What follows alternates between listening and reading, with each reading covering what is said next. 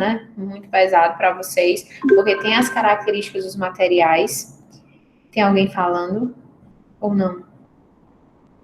Tá todo mundo ok? Não, professora. Tá. Certo.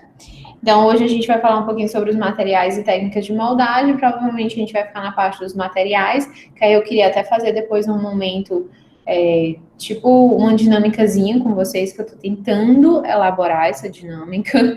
Não é muito fácil, mas tentar colocar de um modo virtual para a gente treinar um pouquinho dos materiais para vocês aprenderem. Mostrar um pouquinho de como é que é manipulado cada um desses materiais, tá certo? Então, vamos lá.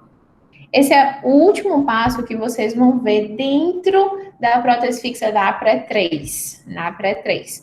A partir da clínica 3, vocês iniciam a clínica 3 na parte de prótese um pouquinho mais à frente.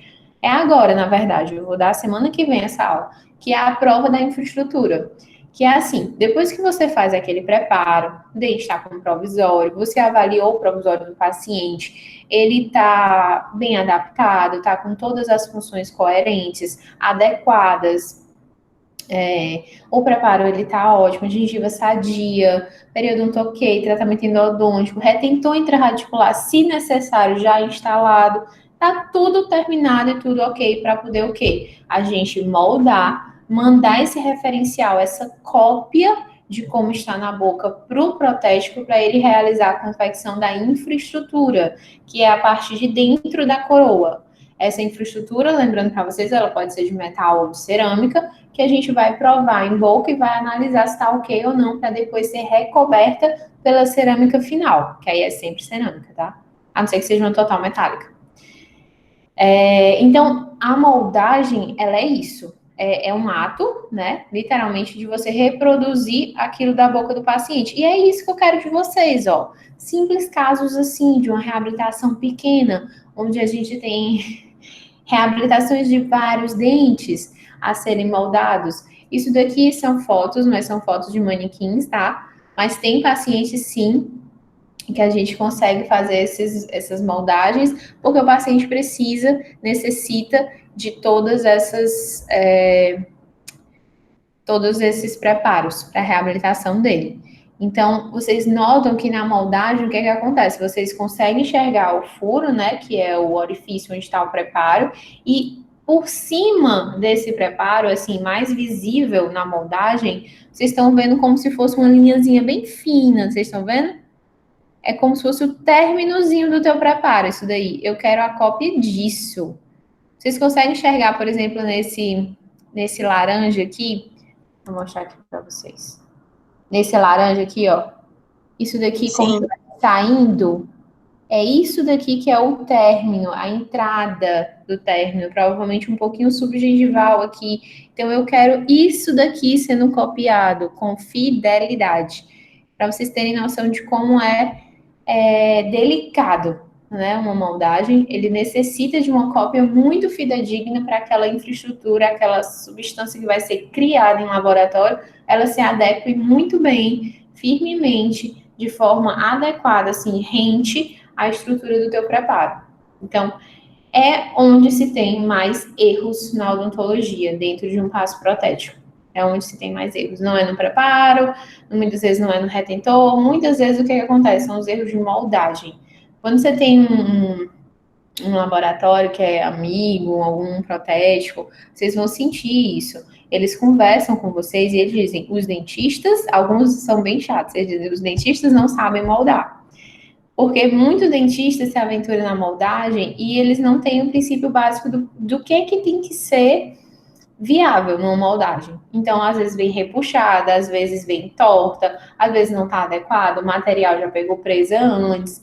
Então, moldar é o mais complicado. Aí você manda para o laboratório uma moldagem errada, às vezes você nem verifica que a moldagem está errada, mas quando você vai vazar, você vê que a moldagem está errada. E aí, essa moldagem errada não pode ser realizado o tratamento em cima disso, e o protético tem que solicitar para o dentista refazer a moldagem. Então, o dentista tem que ligar para o paciente, pedir para o paciente vir de novo e refazer a moldagem. Vocês vão ver que é um passo a passo, um protocolo, que não é, assim, tão fácil de ser realizado, não é uma coisa como se eu estivesse reembasando um simples provisório. Eu preciso inserir, às vezes, fios dentro da gengiva do paciente, no espaço biológico dele, no espaço supracrestal, a ponto de afastar isso daí e poder copiar. Então, isso pode causar certos traumas, tá? No periodonto. Então, tem que ter o cuidado, não é também muito fácil. E é muito crítico essa fase, muito crítico mesmo. É quem vai dizer se vai dar certo ou não, ou se você vai ter mais um momento clínico com aquele paciente. Lembrando que mais um momento clínico é sinal de mais demora no tratamento para o paciente e para você, e mais custos dentro do teu consultório, porque você vai ter que repetir a moldagem, refazer, usar mais material, certo? E o tempo clínico e horas atendente, energia, tudo mais que tem que ser avaliado. Então, essa etapa, ela está sendo muito estudada para ser substituída. Já está acontecendo, tá? A substituição dessa etapa, que é através dos scanners. Então, ao invés de moldar, de ter esse aparato de material, reproduzir através dessas substâncias o preparo, que é que se hoje tem em algumas instituições, algumas clínicas e alguns consultórios, o scanner, que aí você pega o scanner, você passa por sobre o preparo e ele já passa no computador, no software, como está aquele término, aquele preparo, a altura em relação à boca e tudo mais para poder ser confeccionada a infraestrutura. Ainda é um tratamento caro, ainda é um tratamento que exige um preparo grande do profissional, da instituição que está sendo fabricado, né? E é um investimento não muito barato, certo? Então, assim, professora, eu quero fazer scanner no meu consultório. Massa, vai atrás, se especializa, faz curso, compra, ajuda dinheiro para comprar e tudo mais. Mas saiba fazer o tradicional, saiba fazer o básico, porque é onde você vai poder se pegar caso der errado alguma coisa. Então, o básico ele é importantíssimo. Você tem que saber ele para poder evoluir para outras etapas. Tá certo? Então, quando a gente tem a formação, a produção da tua prótese fixa, a tua prótese parcial fixa, a gente tem a etapa de exame e planejamento, que aí vocês vão conversar com o paciente, saber se aquele preparo vai ser supra, sub, se eu vou ter que deixar mais paralelo, porque o dente é curto, se eu vou precisar de um retentor ou não. Isso tudo é a etapa de exame, se eu vou precisar de aumento de coroa, exame e planejamento. Muitas vezes vocês viram, como no caso que a gente expôs na aula passada, que às vezes é através do exame que a gente conseguindo planejar, a gente vai saber esse dente consegue ficar, esse dente não consegue ficar. Esse dente eu consigo tratar, mas dessa forma ou dessa forma. Tenho que passar para o paciente qual é o melhor. Porque é ele que vai decidir quando se trata de uma condição financeira. Então, você tem essa etapa de exame e planejamento. Depois, você começa o protocolo, depois de decidido como será o planejamento do caso, a gente começa os preparos protéticos, e aí, junto aos preparos, a gente tem normalmente os provisórios, né, na mesma sessão, e a confecção ou não dos núcleos fundidos e pinos de preenchimento, né, pré-fabricados. Então, isso daí meio que anda junto, concomitante em algumas etapas, né, de consultório a gente consegue realizar, às vezes, isso numa mesma etapa. Para vocês na clínica, vocês vão ver que vai ser cada etapa diferenciada. Então, vocês vão começar com preparo provisório para depois colocar a instalação de retentor. Tem casos que o dente ainda tem uma condição boa, aí vocês vão começar com retentor para poder restaurar, depois fazer preparo provisório. Então, vai depender muito do caso para a gente saber a ordem em que a gente vai utilizar isso aí. Mas, basicamente, é preparo, retentor intrarradicular e provisório interligados, tá certo?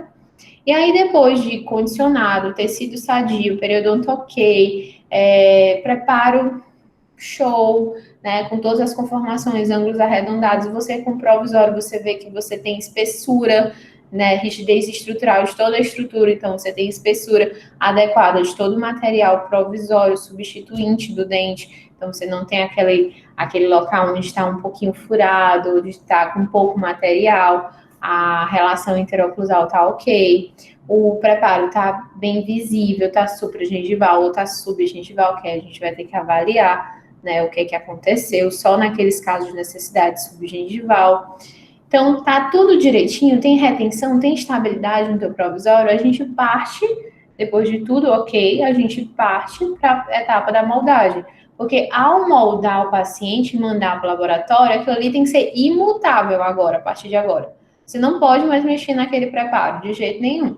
porque o que você mandou para o laboratório é através dele, dessa forma, desse retrato, dessa foto que você replicou através da moldagem, que o protético ele vai trabalhar em cima da confecção da prótese. Então, você não pode mais alterar a função inicial, tá bom?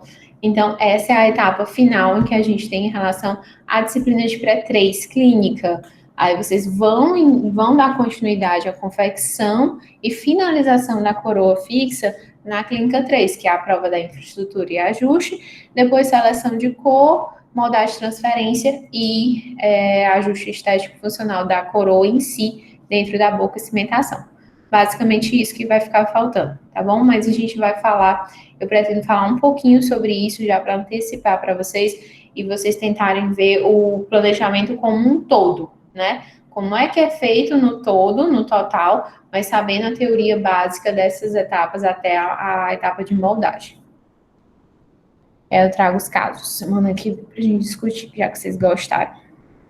Então, a gente está falando de coroas totais, certo? Coroas que, na sua totalidade, vão envolver a reconstrução ou restabelecimento da função de um dente no todo, não são facetas, não são laminados, são coroas que podem ser metalocerâmicas, como a gente está vendo aqui nessa imagem à direita, mais acima a gente tem coroas, né, de cerâmica com a infraestrutura, o material interno delas de metal e as coroas metal free, que são as cerâmicas puras.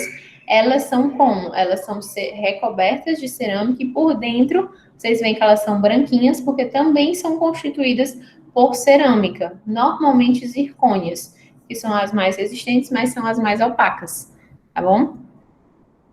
Então, basicamente isso. A gente tem como substituinte na prótese fixa, só relembrando. Durante a etapa de... Oh, meu amor. Obrigado, meu príncipe. A mamãe tá dando aula, príncipe. E você está sendo gravada agora. Vai lá. A mamãe vai já, tá bom? Vai lá. Desculpa, gente. Então, na etapa de moldagem, a gente tem o quê? A gente tem a necessidade muito grande de organização. Em toda hora da odontologia, né, e agora principalmente nessa etapa nova que a gente vai viver, eu vou viver junto com vocês, né, a gente vai se reeducar em relação a muita coisa. Dentro da prótese, a prótese é uma disciplina um pouco mais sujinha, né, quando falam assim, ela é um pouco mais bagunçada em relação às outras, não é uma disciplina cirúrgica, onde você tem todo o material, né? Normalmente não, é uma disciplina um pouco mais desorganizada mesmo, tá? Que a gente tem muito material, às vezes muita cera espalhada, muita resina, e a gente vai necessitar de uma organização ainda maior do que o necessário nessa etapa, tá? Porque a gente vai envolver fluidos orais, sangue, material que vai ser contaminado.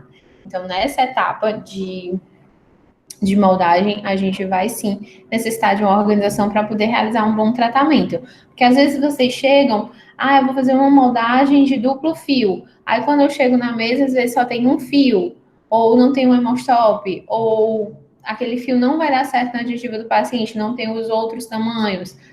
O material da silicona não está na mesa, aí você coloca o fio normal, esperar no máximo 5 minutos para não prejudicar tanto, e aí vocês ficam pinotando na clínica à procura da silicona, à procura da seringa, à procura do material, e isso demora. O ideal é quando você senta para realizar o procedimento de moldagem, você ter todo o aparato organizado, distribuído na mesa e à disposição.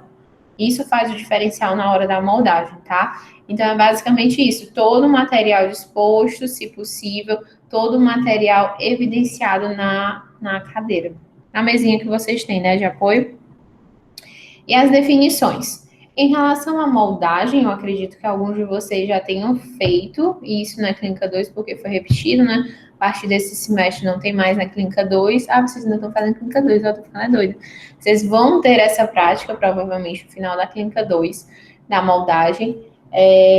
Vocês também têm essa aula em Clínica 2, de moldagem, o procedimento em si da moldagem, passo a passo, eu dou nessa disciplina à noite.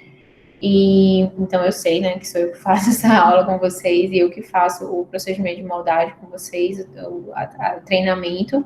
Só que vocês têm esse aparato na Clínica 2, só que a gente mudou para a Clínica 3. Então, talvez a turma de vocês ainda pegue 2 vezes no final da Clínica 2 e início da Clínica 3, porque a gente precisa que vocês tenham um modelo em mão para depois a gente trabalhar em cima da montagem articulador na Clínica 3. Tá? Que isso é uma coisa que eu também coloquei dentro do plano, porque vocês têm uma necessidade muito grande de aprender articulador.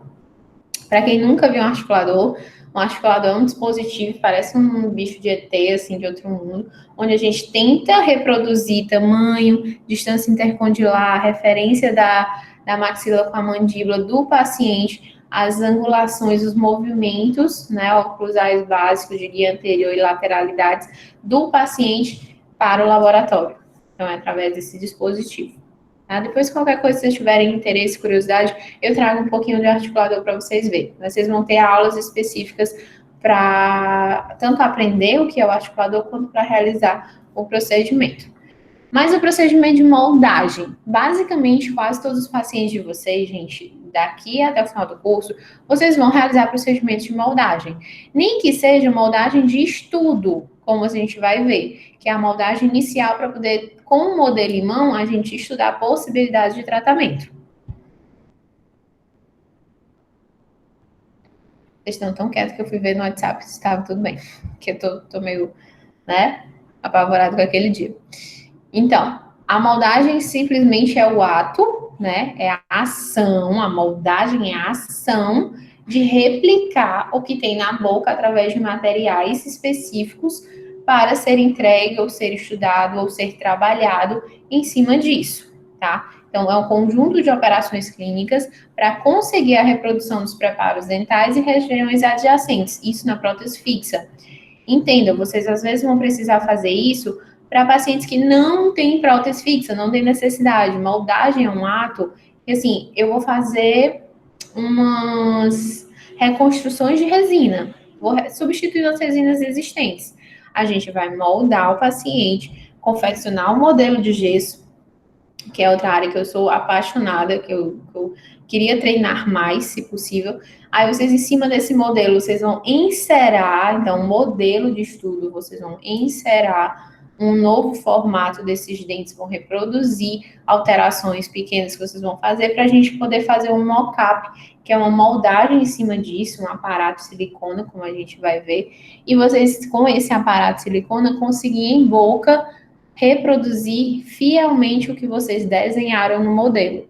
Então, é basicamente isso. Então, hoje em dia, a partir de agora, né, provavelmente a partir de finalzinho de clínica 2 e início de clínica 3, a grande maioria dos pacientes de vocês vão ter que moldar. Vocês chegam na integrada, vocês são meio que obrigados a moldar todos os pacientes e a montar em articulador, independente se o caso precisa ou não, para ser um treinamento para vocês em relação a isso e vocês conseguirem avaliar o paciente não estando com o paciente no consultório. Então, é para vocês também terem essa visão.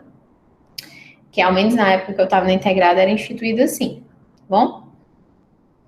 O molde, o que seria o molde? Essa imagem aqui é o molde. A moldagem é a ação, é o ato. O molde é o que é resultado dessa ação, desse ato, que é simplesmente isso, onde a gente tem os negativos, a gente tem os buracos onde eram os dentes e das regiões adjacentes. Às vezes isso não tem só dente, gente, às vezes tem rebordo, às vezes tem protuberâncias que são difíceis de serem vistas, e aí são moldadas para a gente avaliar a necessidade ou não de cirurgia. Então, tudo isso, imaginem, hoje em dia, a gente tem com esses aparatos, esses scanners, uma facilidade muito grande. Você consegue, por exemplo, a gente tem toros, a gente já reproduz isso no computador e dentro de um programa de computador a gente consegue já simular como é que poderia ser uma cirurgia de remoção desse tórax e regularização do rebote para a gente confeccionar a prótese.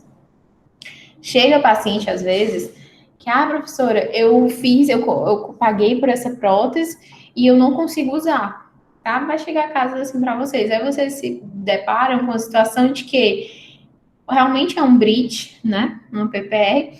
O paciente tem um tórax gigantesco, na região inferior, por exemplo, e ele fez com quem? Com um técnico. E o técnico não pode realizar esse procedimento de remoção do tórax. Então, ele confeccionou a prótese e entregou para o paciente. O paciente não consegue usar, porque o metal ele não é elástico, o metal não entra por cima do tórax, abarca, não, isso não existe. Certo? Então, ter cuidado com isso também. Alguns pacientes vão se deparar com essa situação. Então, o planejamento pré-protético, essa questão das cirurgias, cirurgia periodontal, cirurgia de regularização, cirurgia de exodontias, extrações, regularização de rebordo, e outras, a gente faz através do modelo de estudo, tá? Que pode ser através da moldagem, o modelo, confecção do modelo, que é a forma básica de aprendizado, ou hoje em dia você tem também os programas de computadores, onde a gente tem o scanner. Para quem está se perguntando, o scanner ele realmente está sendo introduzido na odontologia e vai ser bem empregado daqui para frente, eu acredito, até para mimetizar muitas das contaminações dadas pela moldagem. Mas é caro, é um dispositivo caro, ele custa de 25 a 40 mil reais, um tipo de scanner. Mas, assim, eu já tive a oportunidade de fazer o tratamento de um paciente que foi quem quis interesse e dinheiro financeiro para realizar esse protocolo, e eu solicitei ao laboratório. Então, tem laboratórios na cidade que você solicita o scanner, ele vem junto com o técnico, né? Vem o técnico e o scanner. Então, eles realizam essa tomada no paciente e pronto, depois eles só entregam a infraestrutura pronta para a gente provar em boca. É tranquilo, mas é uma coisa que você tem que ter a prática para poder realizar. Então, além de ser caro, tá certo? Então, vocês entenderam aqui o que é moldagem e o molde. Aí a gente vai ter os tipos de moldagem, que é a moldagem de estudo e a moldagem de trabalho, como a gente vai ver. Isso em todas as próteses a gente tem basicamente essas duas etapas. A moldagem de estudo normalmente é uma moldagem mais tranquila, é inicial, a gente não precisa de tanta fidelidade, né? Tanta reprodutibilidade daquela boca. A gente precisa de todo bem condicionado e bem reproduzido, mas não tanta fidelidade como, por exemplo, de um preparo de um término.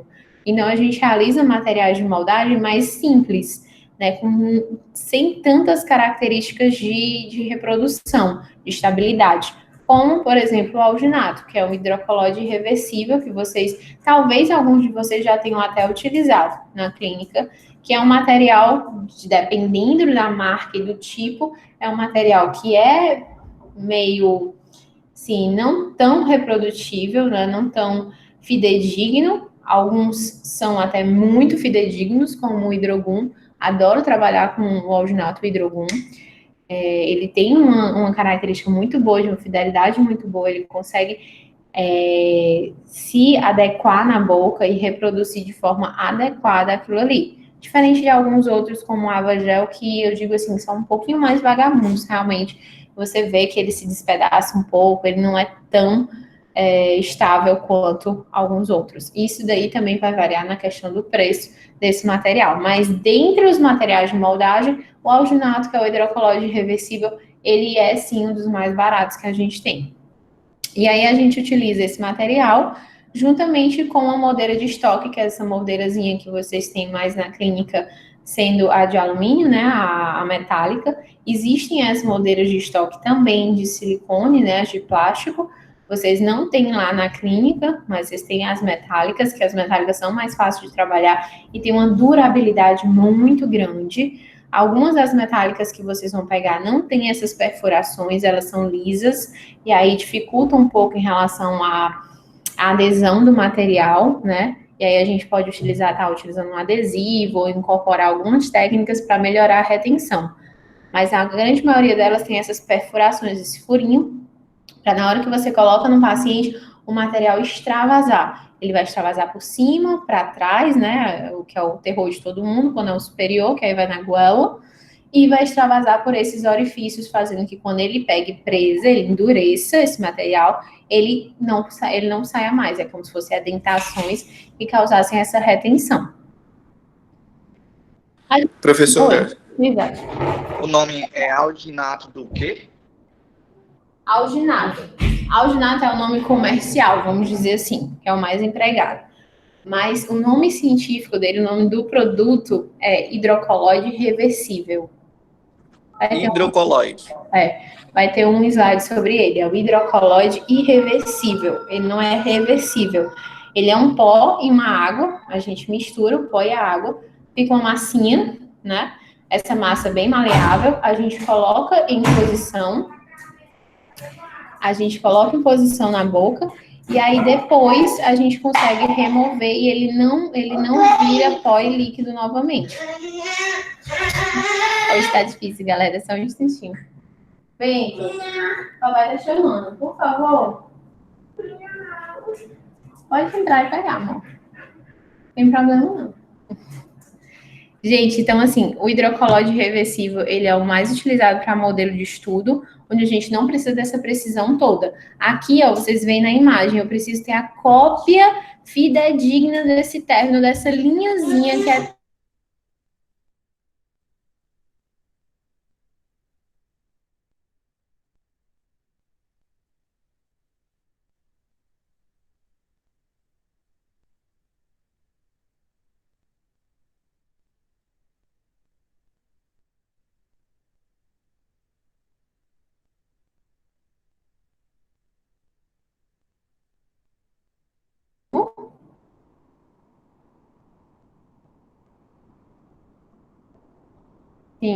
Sim, tá, tudo bem. Voltou? O marido acabou de dizer que a internet caiu. Coloquei aqui do celular. Tá tudo ok? Agora tá tudo ok. Vocês pegaram a parte que o menino tava fazendo escândalo? Sim. Então pronto. Voltou, professora. Normal, professora, sem problemas, relaxa. Pronto. Gente, Acontece. qualquer coisa, depois eu gravo essa aula sem ser com essa vista toda que está acontecendo aqui hoje e passo para vocês, tá? Eu tô achando muito conturbada. Então Se vamos quiser, lá. a senhora pode até chamar o Bento para dar aula. Né? Ele vai adorar, ele vai mexer nos computadores assim, ó. Vai ficar ótimo. Desistir de dar aula para ele pelo computador, boto o iPad agora. Então vamos lá. Moldagem de estudo. A moldagem de estudo, relembrando, é a moldagem que vocês vão confeccionar um modelo de trabalho, um modelo de gesso, e que a gente vai conseguir estudar, trabalhar em cima, planejar o caso. Por exemplo, quando a gente vai fazer um enceramento. Ou até mesmo o estudo. Isso daqui tem espaço, isso aqui não tem espaço. Vocês vão ver que na PPR, vocês necessariamente vão precisar de uma moldagem de estudo, que é a moldagem da boca, com os rebordos dentos e os dentes, para planejar. E aqui eu vou colocar um grampo, aqui eu não vou colocar, aqui eu vou colocar só um apoio, aqui eu vou usar isso, esse grampo vai ser tal, aqui eu tenho paralelismo, aqui eu não tenho, eu tenho que desgastar. Tudo isso vai ser visto no modelo de estudo, para depois ser confeccionado o modelo de trabalho, que é onde a gente tem os desgastes dentários, onde vão ser reproduzidos, copiados e mandados para o laboratório, para em cima deles serem confeccionados a estrutura. Então, na moldagem de trabalho, a gente já tem esses desgastes da boca.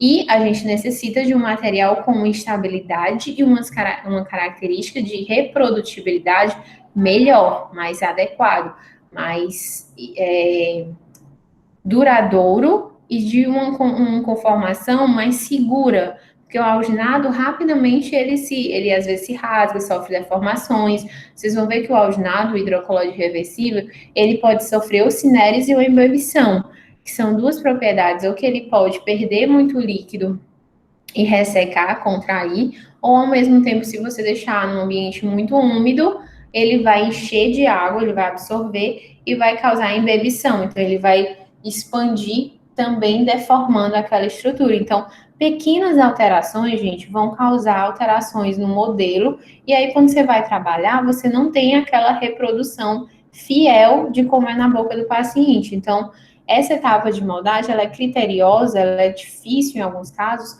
por causa disso, porque a gente precisa de uma reprodutibilidade legal. Eu já me deparei na clínica com alguns casos de que a gente tem uns apinhamentos muito grandes, às vezes, assim, como se um dente estivesse praticamente em cima do outro. E aí, quando você coloca o material de moldagem, quando a gente tira, é como se rasgasse tudo, porque ele não consegue copiar, devido à localização e à posição dos dentes. E aí é bem complicado. tá? Então, são casos, assim, que não são tão fáceis, não é todo caso que é show, que dá para copiar tranquilamente. Mas a moldagem de trabalho, como ela é mais criteriosa, já é da estrutura preparada, desgastada, a gente utiliza materiais com estabilidade e reprodutibilidade melhor, que são os elastômeros, tá? Normalmente são os elastômeros. Vocês vão ver que a gente também usa os poliéteres, que são o Imprego, da marca Imprego, basicamente, para a moldagem com casquete. E aí eu vou falar um pouquinho dele, falar da técnica, mas basicamente muitos de vocês vão se deparar com os elastômeros. O próprio nome já diz, né? É elastômero. Isso, na hora que eu leio um negócio desse, eu lembro de elástico. Então, eles têm um módulo de elasticidade melhor. Enquanto um hidrocolóide reversível, um alginato, se eu apertar, se eu deformar, aquilo ali vai rasgar, não vai ter tanta elasticidade.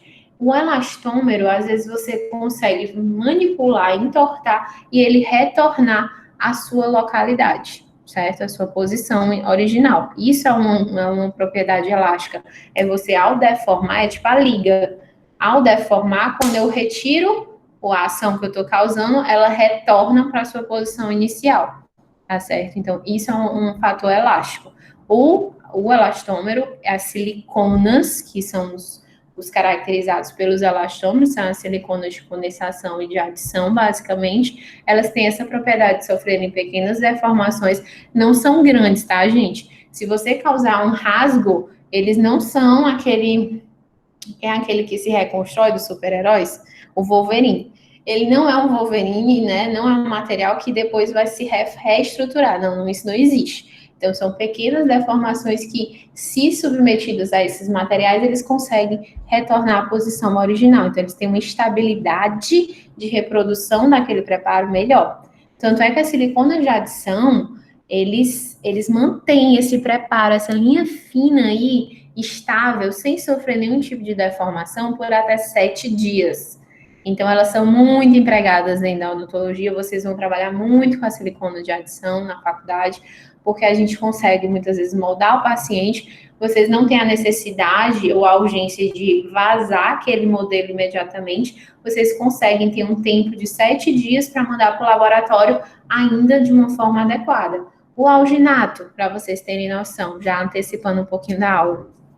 O alginato, que é o hidrocolóide reversível, ele tem que ser vazado imediatamente. Tirou da boca do paciente, limpa lá, faz a desinfecção, vai para o laboratório vazar, porque ele sofre deformações, como eu falei para vocês. Né? Se ficar muito seco, ele sofre cinérese, se ficar muito úmido, ele começa uma embebição. Então, ele sofre deformação muito fácil, diferente de alguns tipos de elastômero. Então, por isso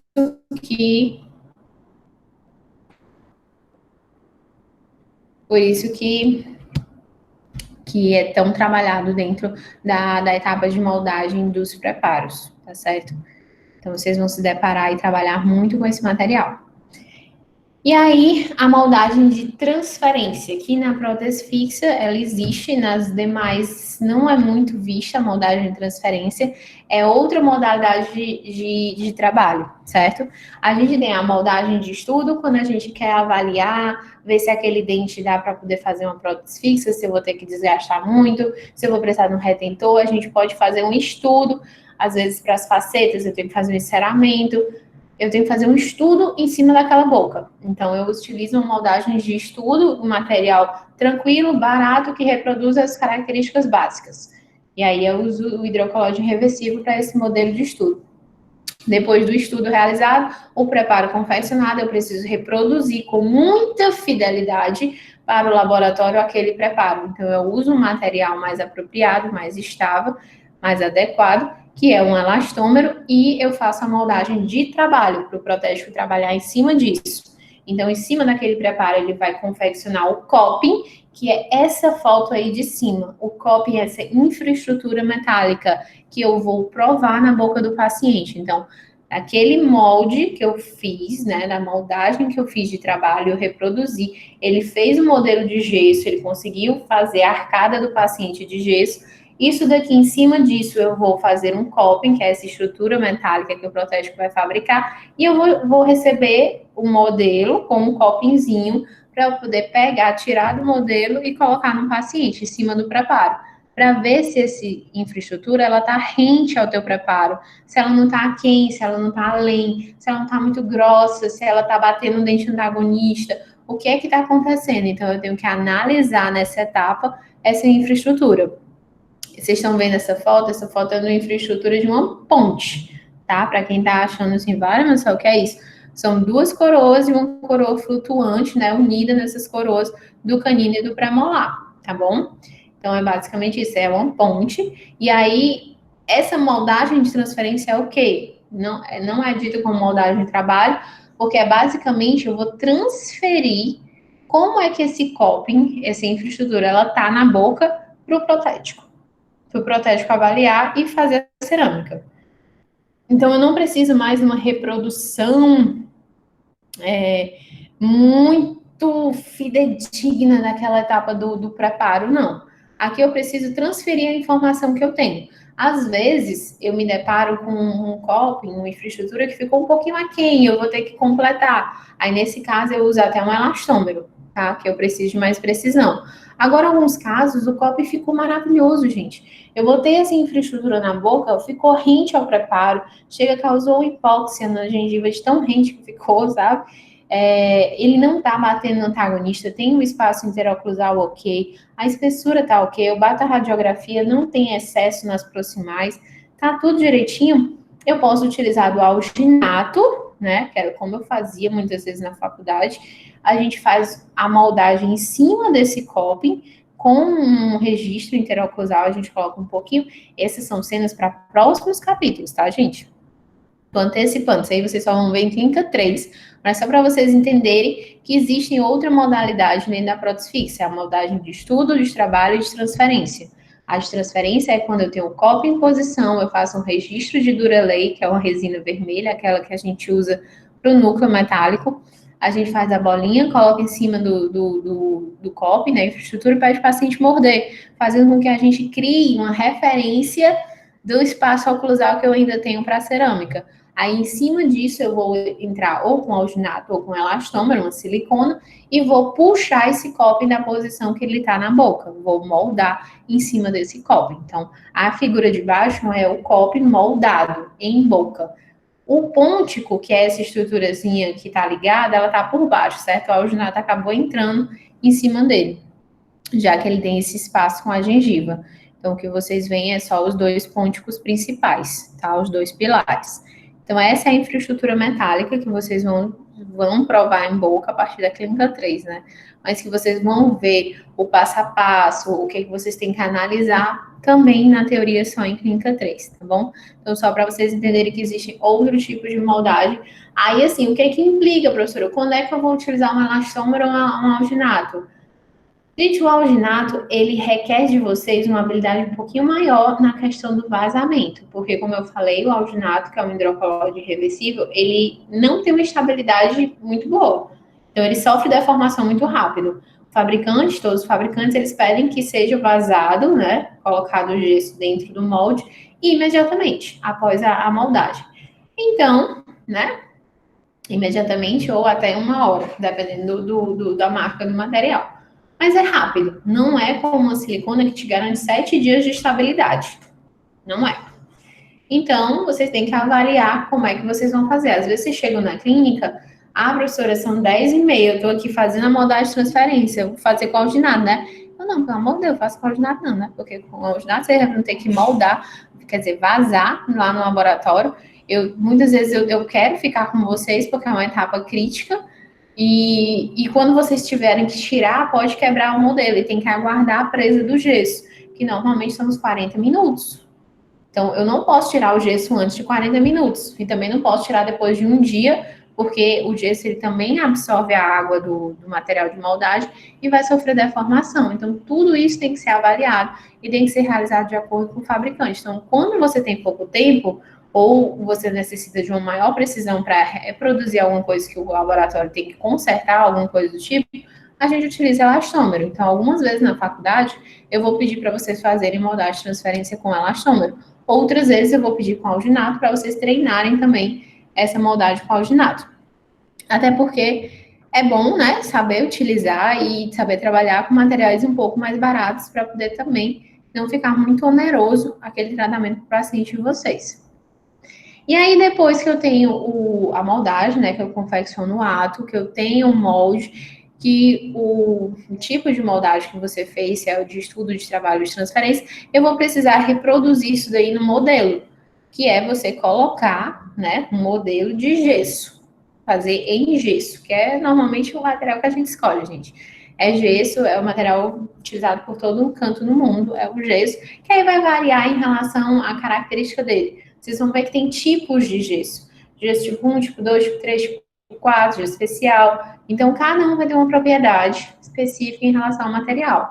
Tem gessos de diferentes colorações, tem gesso azul, tem gesso uma cor mais alaranjada, que é esse topázio, tem um marfim, que é mais amarelado, tem rosa, que normalmente são os especiais, tem verde, tem branco. Então, vai variar quanto à cor, o tipo de gesso também para ajudar naquela identificação, tá?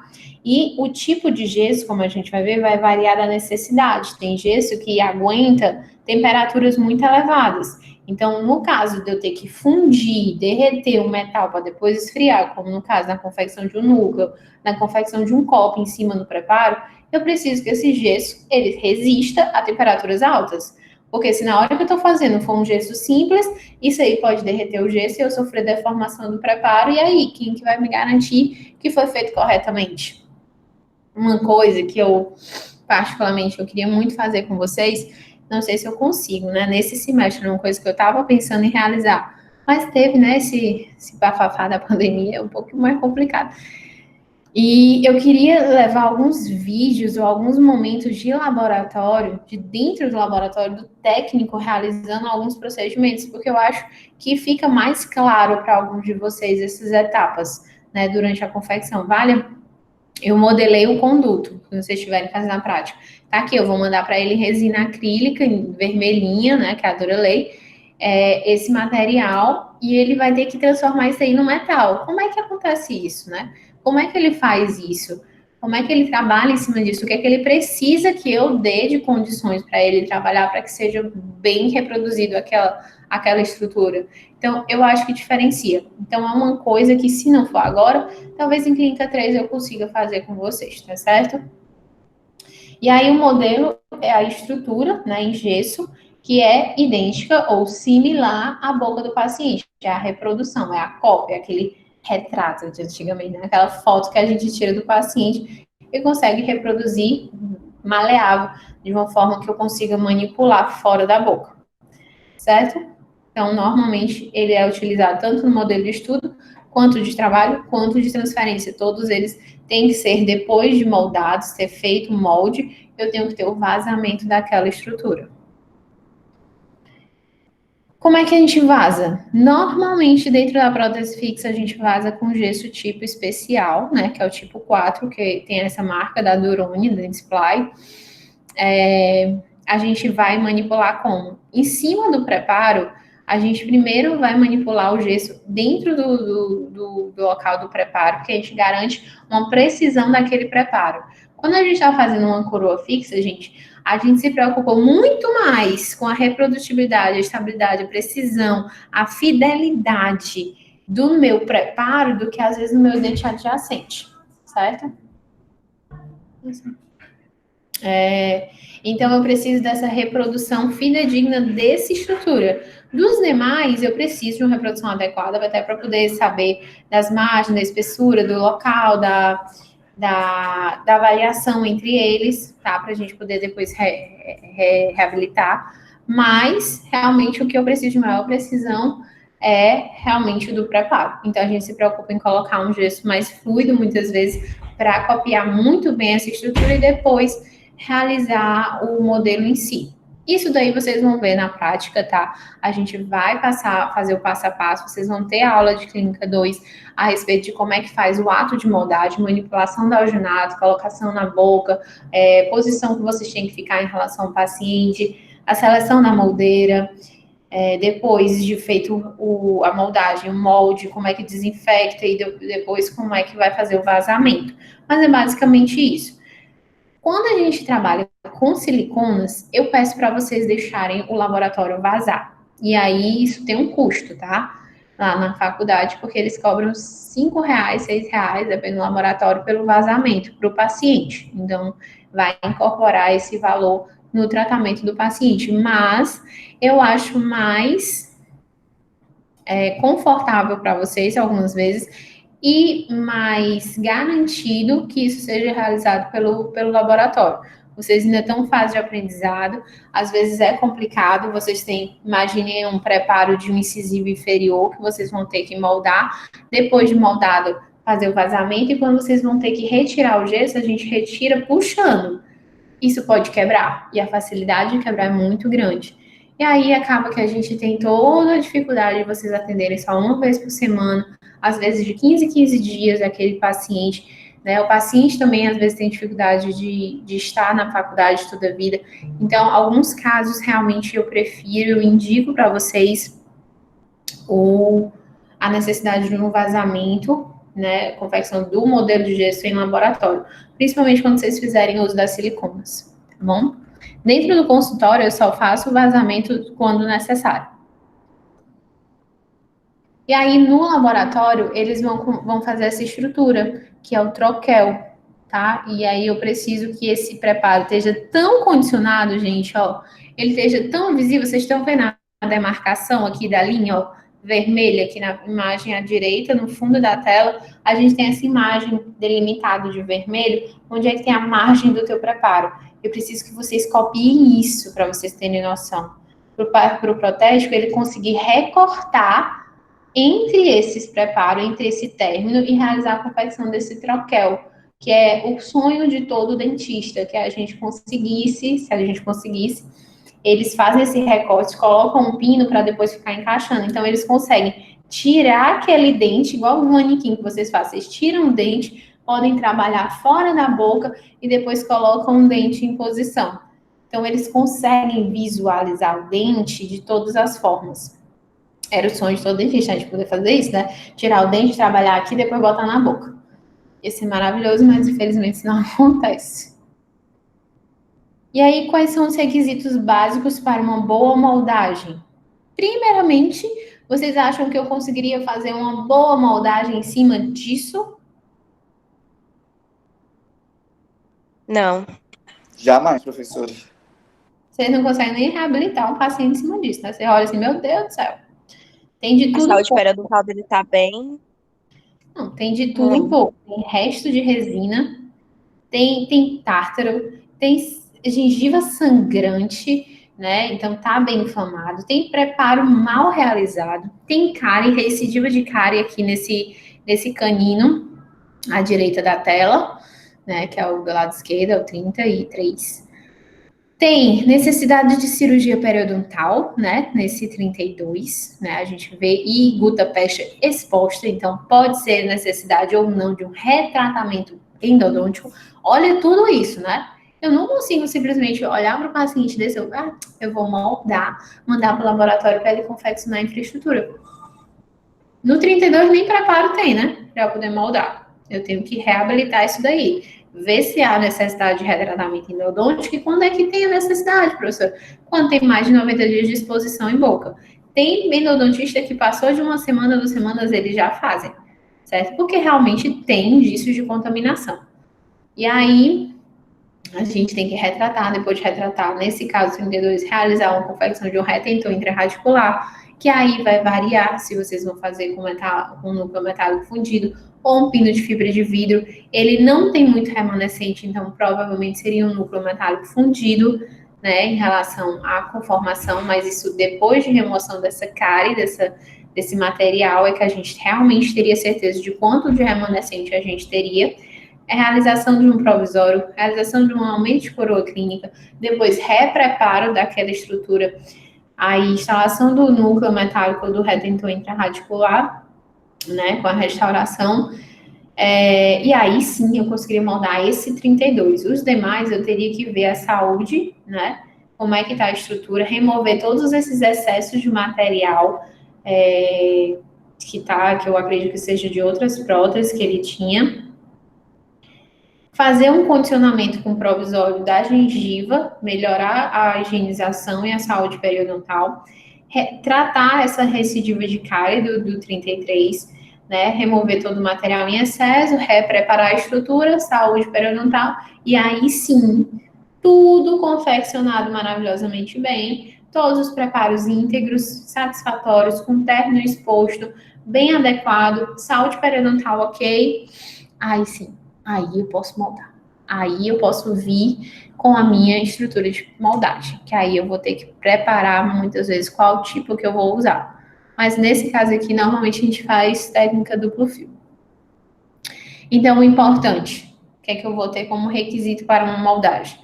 O término cervical correto, então eu tenho que ter o término exposto e de uma forma correta, né? Tá bem empregado, com espessura adequada, ângulos arredondados, inclinações corretas, espaço interoclusal ok, coroas provisórias corretas. Então, se tua coroa provisória está vestibularizada, pode ser que o teu preparo esteja incorreto ou o posicionamento da coroa esteja errado, a saúde periodontal está sendo afetada, não tem como eu moldar. Tem que realizar uma coroa provisória correta, adequada, para dizer, ok, então aquela minha coroa que eu vou agora começar a fabricar, ela vai ficar de acordo com o provisório, ela vai ficar adequada. E a extensão do preparo. A extensão do preparo vai te dizer se vai ser um término subgengival ou supragengival. Lembrando que quando a gente fala de sub, tem momentos, casos, que a gente utiliza a técnica com um término subgengival, que é quando o dente é muito pequeno, ou quando eu tenho uma recidiva de cárie que tem que se estender até subgengival. O tamanho da proporção coroa-raiz está diferente, então eu tenho que me estender ao subgengival, mas normalmente a gente realiza um término supragengival, né, 1 milímetro acima da gengiva. Então é isso. Nesse caso aqui à esquerda, a gente tem, por exemplo, um término mais subgengival, e é isso que eu quero. É o término bem exposto, bem delimitado em boca, ângulos arredondados, inclinação das paredes ok, certo? A altura do preparo ok. Então, toda a superfície lisa, sem irregularidades, o provisório me dando essa garantia, aí sim eu consigo trabalhar em cima disso. As coroas provisórias estão ok, ó. Olha essa aqui, eu acho que é o tesão de cada periodontista e protesista.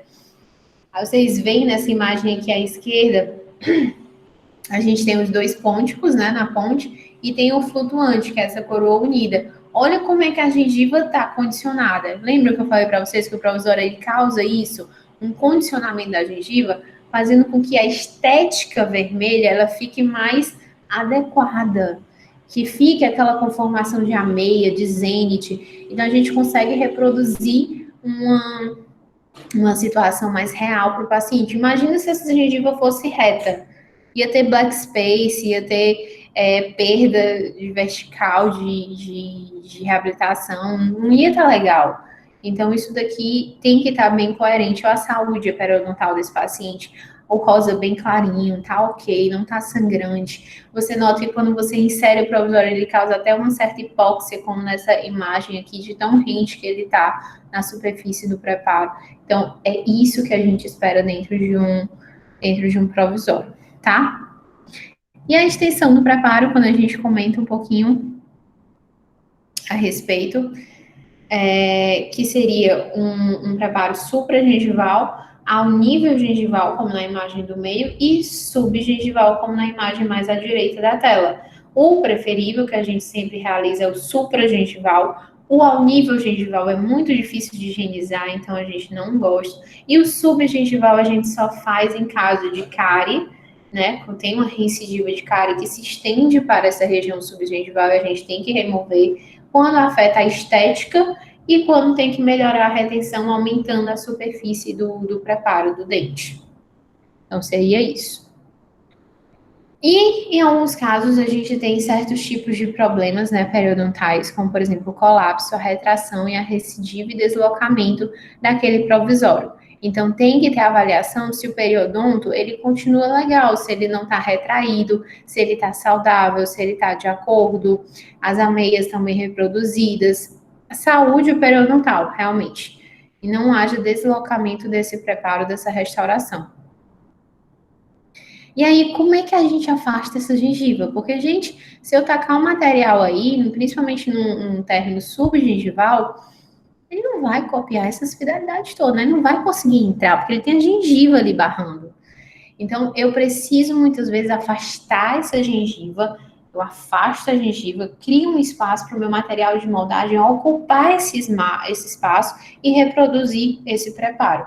É assim que a gente faz. Então, ó, isso aí é o modelo de gesso, certo? Você consegue enxergar isso mais escuro, como se tivesse um fundo, como se fosse o início do espaço supracrestal. Eu tenho o preparo, eu tenho um espaço e eu tenho a gengiva. Vou botar aqui. Eu tenho o meu preparo, eu tenho o meu espaço, como se tivesse aquela gengiva livre, e aqui eu tenho a gengiva. Certo?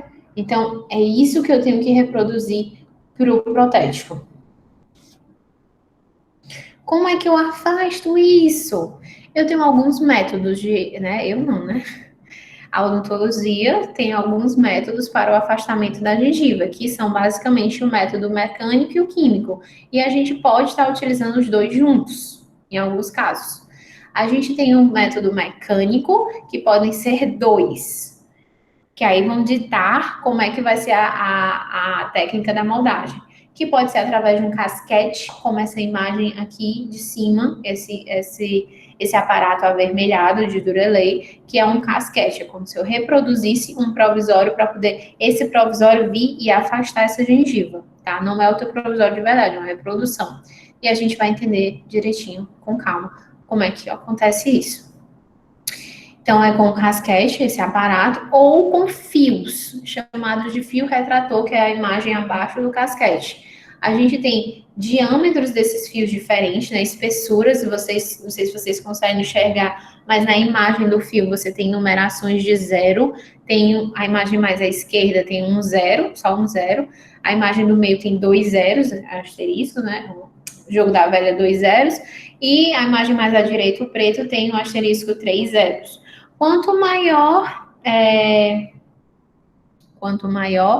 o número, mais espesso é o fio, tá certo? Então, a gente tem fios de diferentes calibres, de diferentes diâmetros, que a gente vai trabalhar. Vocês vão utilizar um fio mais espesso ou mais grosso no começo? Eu tendo que usar 2 fios para afastar a gengiva. Vocês acham que eu utilizaria um mais fino primeiro e depois um mais grosso? Ou primeiro o mais grosso e depois o mais fino? Eu acho que é primeiro mais fino e depois mais grosso. Isso, eu ia dizer isso também. Você imagina o quê? A gengiva inserida, né, a gengiva livre, desculpa, o espaço supracrestal, ele é assim, ó. Ele começa com a gengiva no sulco, né, que é a gengiva livre, e aí a gente vai afunilando até a gente ter a gengiva inserida, o periodonto inserido, aquele formação dos ligamentos periodontais. Então, é como se fosse um funil. Lá perto do teu preparo, ele tá mais livre, né, solto, é a gengiva solta, livre. Agora, ele vai afunilando até chegar a gengiva inserida. Então, nesse caso aí, a gente usa o mais fino para ficar lá dentro, né, já que é um funil, tem menos espaço dentro, e depois a gente usa o mais grosso. Gente, vai ter vezes que o paciente ele não tem condições, a gengiva dele é uma gengiva fina, não muito maleável, às vezes muito, como é que a gente diz? Ela tem gengiva fina e tem uma gengiva que é espessa. Ela não é muito trabalhável. Então, nisso, a gente não consegue afastar colocando 2 fios. Às vezes a gente só consegue um fio. Às vezes a gente vai ter que usar tanto a técnica do fio retrator quanto do casquete juntas. Outras vezes, a gente só vai usar o fio sem o material biológico, que é o químico, sem o material químico, que é o de retração.